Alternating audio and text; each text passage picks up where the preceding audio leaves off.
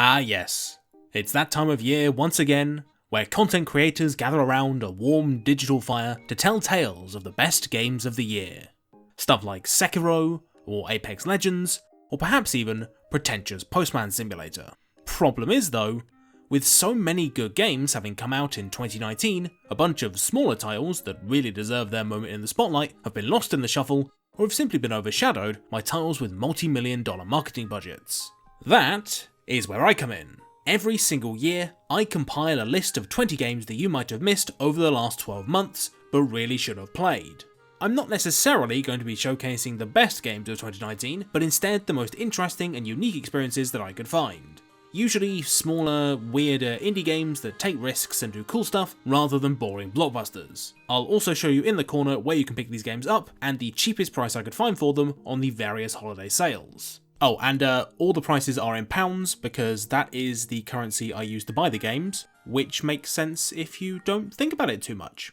Anyway, without any further ado, let's get started with Katana Zero, which has been a standout stylish hit ever since it came out in April of this year. And it won't surprise me at all if it tops some people's Game of the Year lists. Katana Zero has you playing as a drug-addicted army veteran in a psychedelic and disturbing futuristic noir dystopia. When you're not using time-rewinding powers to kill baddies to the rhythm of grimy cyberpunk beats, you're wondering what the hell is going on as the story rewrites the rules of chronology around you, leading to some incredibly unnerving story vignettes that stuck with me long after I finished playing. Katana Zero is intense, disturbing, and just the right kind of brutal to be both fascinating and shiver-inducing at the same time.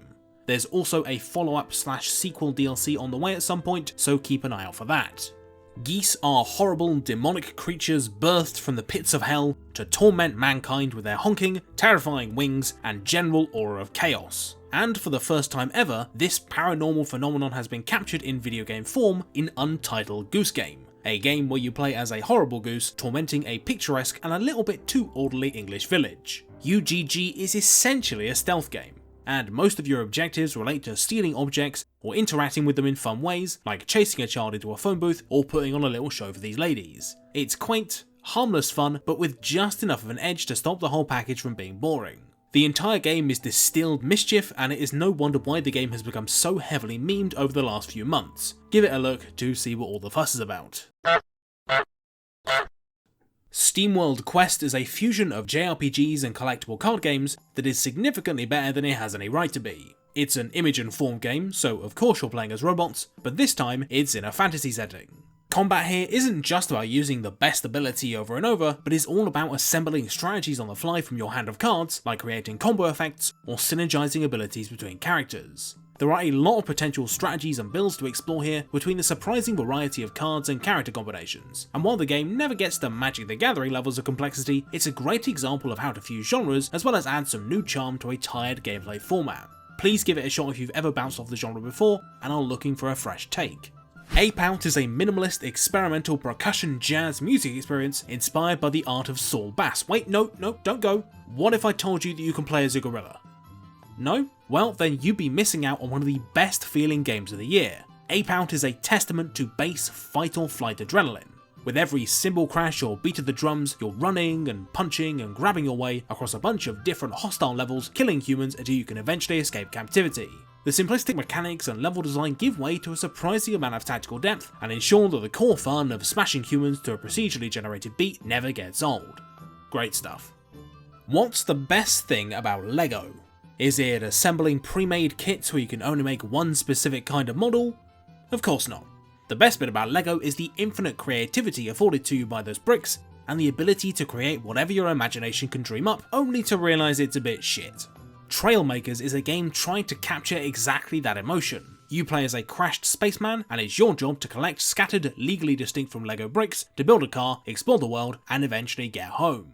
The game is almost a Metroidvania, and it was great fun designing new vehicles to cope with muddy terrain, water, and other big obstacles using the parts I gathered up, and the way they all fall to bits when you inevitably crash is a lovely little touch.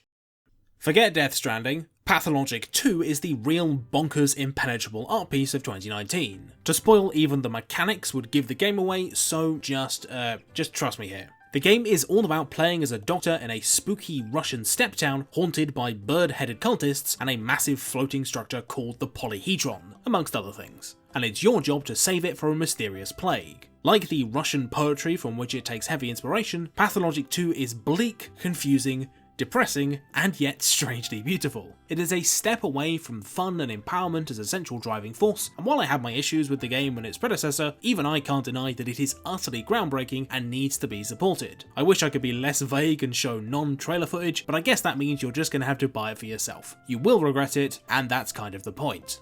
On the complete other end of the bleakness spectrum is A Short Hike, a very fun light platformer focused around, well, going on a short hike up a mountain. There's really not much more to it than that, and it's in this simplicity that the game really shines. The platforming mechanics of climbing and flapping around are very responsive, and gliding, particularly off very high places to get a bird's eye view of the entire mountain, is both loads of fun and also brilliantly peaceful. This is all coupled with a lovely lo-fi art style that takes heavy influence from Animal Crossing and a nice story about de-stressing and disconnecting for a little bit. If you're looking for a game that can be played to completion in a single sitting and serves as a great breather for when you're stressed out, I can't recommend A Short Hike more highly. Many years ago, a game called Dream Quest was released, and it was a groundbreaking fusion of deck builders like Dominion and roguelikes. It was also kind of imbalanced and looked like complete arse. It wasn't until much later that Dicey Dungeons came out and finally did the concept justice. You thought I was going to say Slay the Spire, right? Well, sorry, but Terry Kavanagh's Dicey Dungeons is the true successor to Dream Quest's crown. It's got an excellently paced difficulty curve, a fantastic art design, and makes brilliant use of its dicey gimmick. It's amazing just how many cool mechanics Dicey Dungeons squeezes out of a relatively simple concept, with spatulas that flip dice over, flinging dire enemies, and even several different classes, each with their own rule sets and challenges. Dicey Dungeons is awesome, and it even accidentally stole my likeness, so that's just another reason to love it. Oh, now, Crying Suns.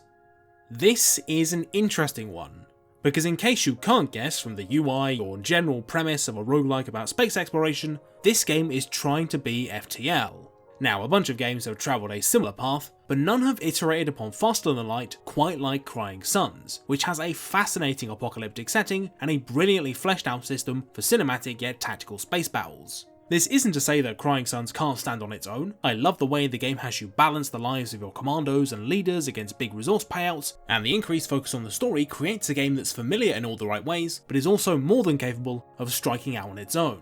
My Friend Pedro is a love letter to insane, high-octane John Woo style action movies where you play as a random dude in a mask who's also really into bananas for some reason. The game focuses on making you feel as cool as possible. You'll dive through windows in slow motion, shoot two guns in different directions, and just generally become a tornado of destruction. Beneath the over-the-top visuals though, is some really compelling gunplay and a scoring system that emphasises style over efficiency really well. You'll get bonuses for doing dumb stunts like backflips during a kill, punting an enemy's severed head at his mate, or exploding obligatory action movie barrels to get multi-kills.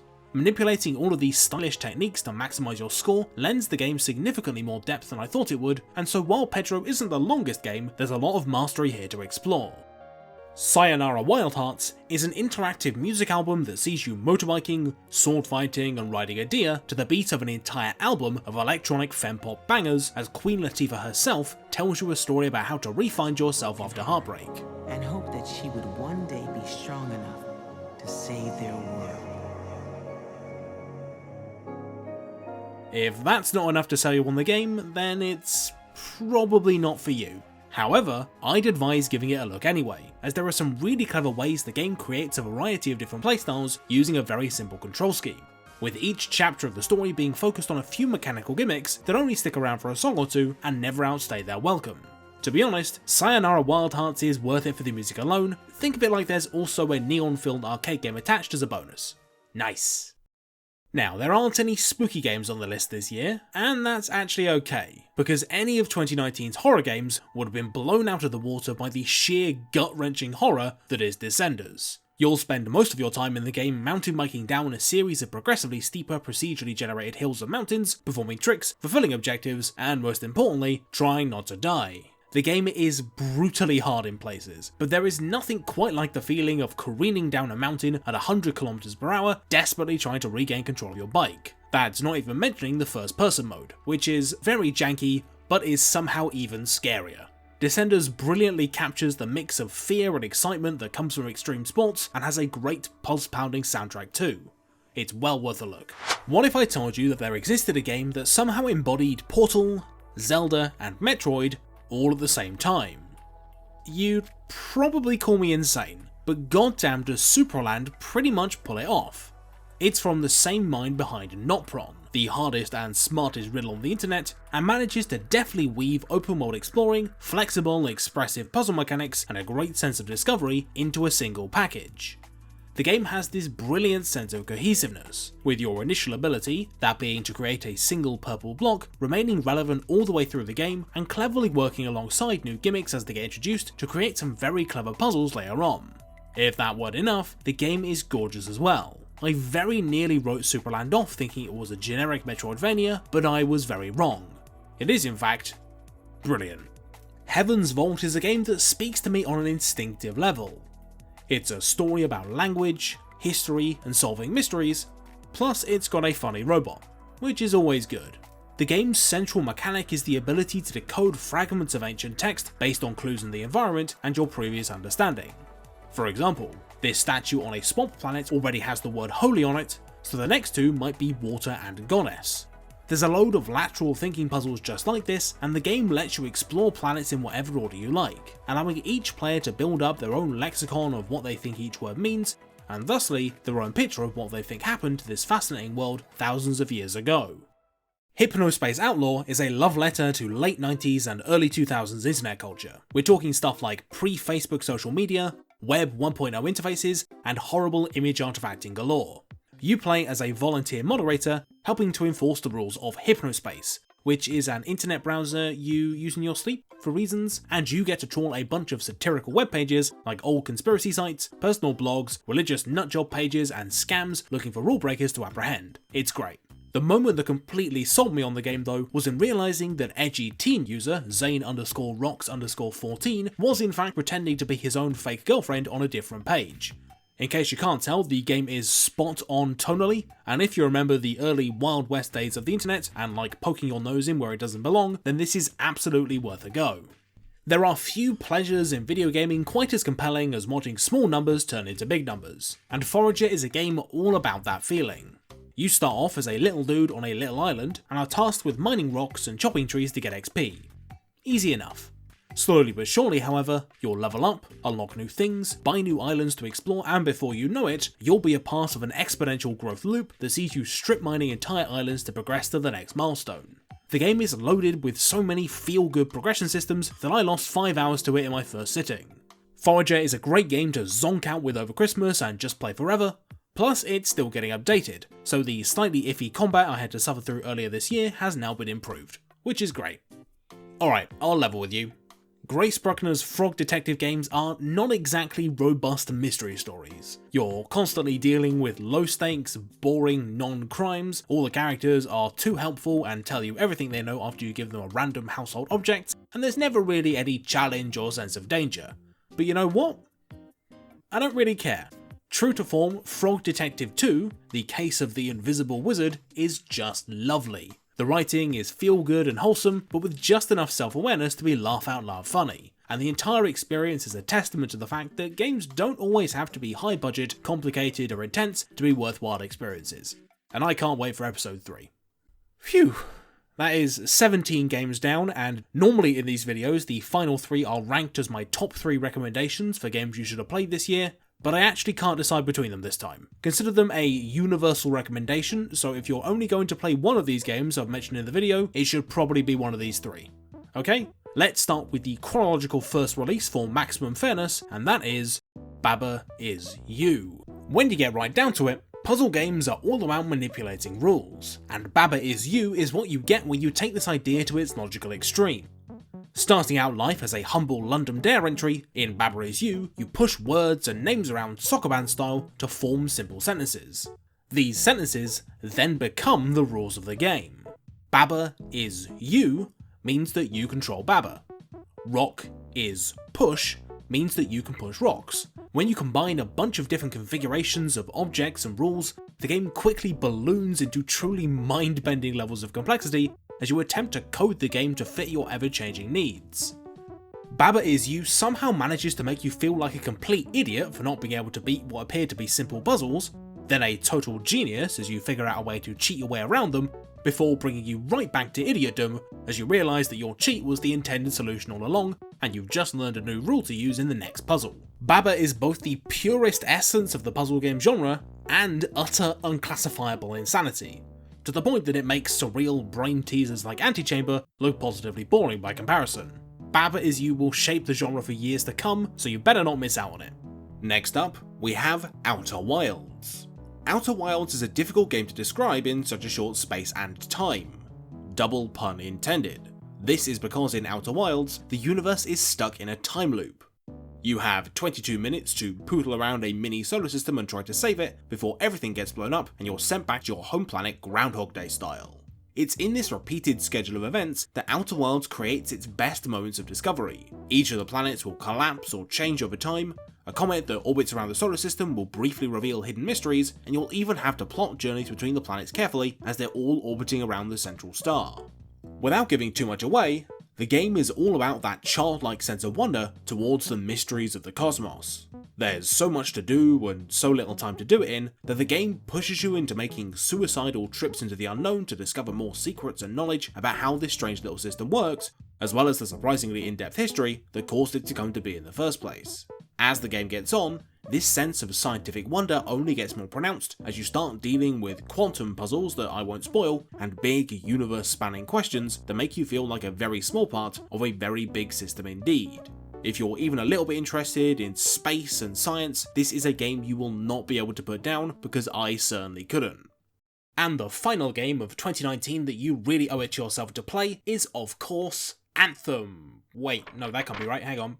Sorry, it's actually Disco Elysium, a game that snuck in at the very last moment, and boy does it deserve the spot. Disco Elysium is an explicitly politicised, story-based RPG set in a world that's a fusion between David Lynchian surrealism and neo-European realism. And if that doesn't sound like a games critic's wet dream, then I don't know what does.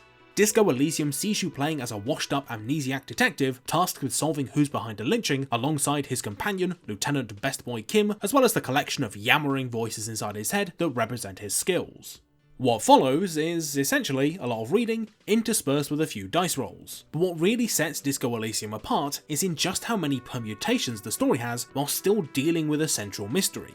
Different character builds can engage with the story in a totally different way, and the game puts a lot of effort into making even failure interesting, and there will be a lot of failure. Disco Elysium doesn't so much tread the line between comedy and tragedy as veer drunkenly between either extreme. The end result is some of the most gut-wrenchingly depressing writing in the digital medium, as well as some of the biggest laughs a video game has ever squeezed out of me. Disco Elysium truly has something for everyone, and chances are you'll get a totally different perspective on crime, politics, and the fundamental nature of humanity from playing than I did, while still being gripped just as hard by the whodunit mystery at the core of the game. And if that isn't the mark of a truly great story, then I don't know what is. Well, that's it. 20 games from 2019 that you should have played. This year has been a fantastic one for weird games that break the mold and challenge your conceptions about the medium, so hopefully you found at least one game in there you'd like to give a go. Hope you enjoy it. Of course, this wouldn't be an Architect of Games video without a big thank you to my Patreon supporters. If you'd like to help finance the fact that I had to buy some of these games before the sale started, like some sort of idiot, then it would be great if you could chip in a few bucks a month to help these videos get made. An extra special thank you goes out to my top tier Patreon supporters, who are Alex Deloch, Asaran, Elno94, Baxter Heel, Brian Notariani, Big Chess, Calvin Han, Chill, Daniel Metjes, Dirk Jan Karambeld, Evie, Ibathon, Jesse Ryan, Jonathan Christensen, Joshua Binswanger, Lee Berman, Lucas Slack, Lunar Eagle 1996, Mace Window 54, Max Filipov, Patrick Romberg, Philby the Bilby, Phony Homeless, Prospero, Ray's Dad, Sam Myers, Samuel Vanderplatz, Strateger in Ultima, Mr. T with some T, cool name, Yara Mirren, Zach Schuster, and Chow. Thank you to all those people. Thank you for watching the video, and go and buy some of these games, because they're good. see you next year. Bye!